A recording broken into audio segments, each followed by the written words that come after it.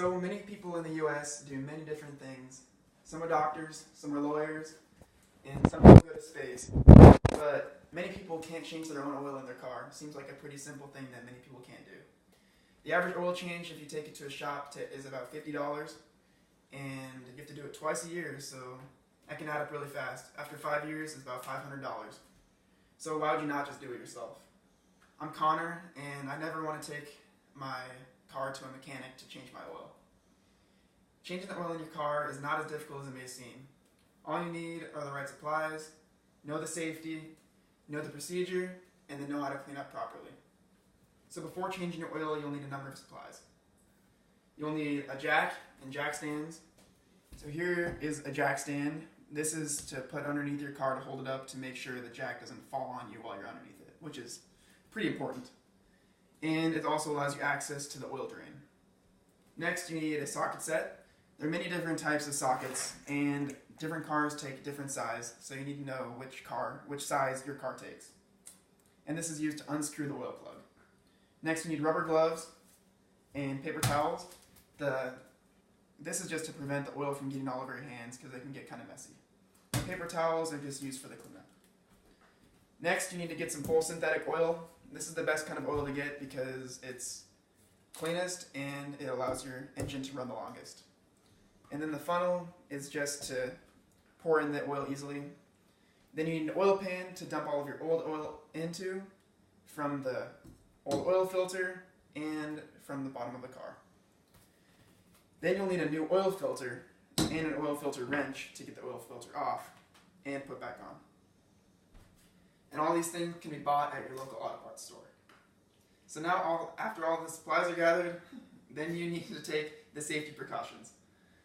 So you want to change your oil with a warm engine, so your car needs to be on for a little while, so your engine will be hot. So when you're working around there, you don't want to touch the engine, because obviously you'll burn yourself, and that wouldn't be very fun.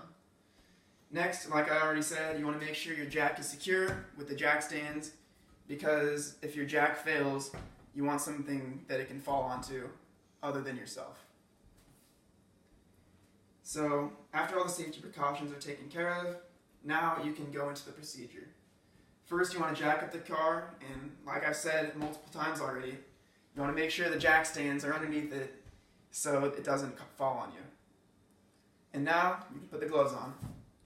And also then you want to put the oil pan underneath the oil drain and then start to unscrew it with the sockets.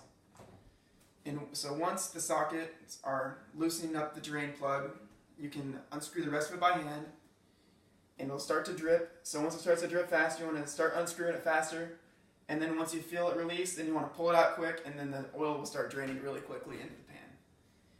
Then, once the oil is all drained, you want to re-plug it, and then move the oil pan underneath the oil filter that's already in there. And then you want to start unscrewing the oil filter with the oil filter wrench until it starts to drip. Once it starts to drip, then you can unscrew the rest of it by hand.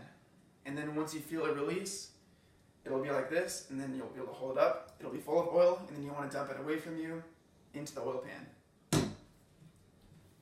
Now you can take the old oil and the old oil filter, put it away somewhere safe to be used later. Now you want to take the new oil filter and put it on the opposite way that you took the other one off. You want to screw it on hand tight, and then tighten it down with the wrench.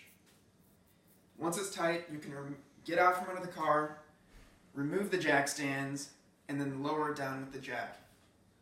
And then, once that's all on, you can open the hood and remove the oil cap.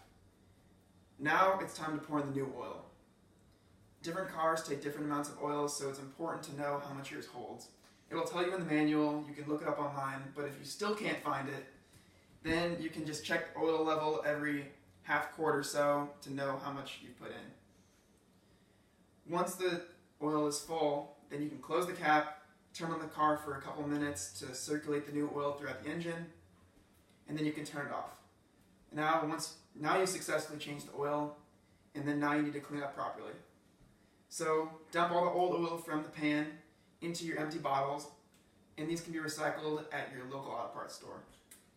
You can't throw oil away because it can contaminate the soil of landfills, and you've probably heard about what it can do to the ocean because of BP's oil spill.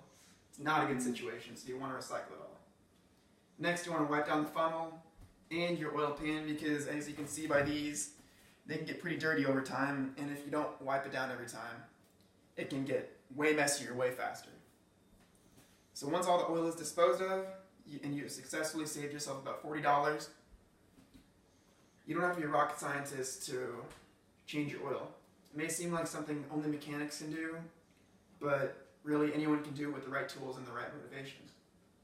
Just follow the safety, the procedure, and the cleanup process to be successful. Why wouldn't you change your own oil? It's a lot easier. You'd save thousands of dollars, and it's pretty fun. So what would you do with all the money that you saved? Thank you.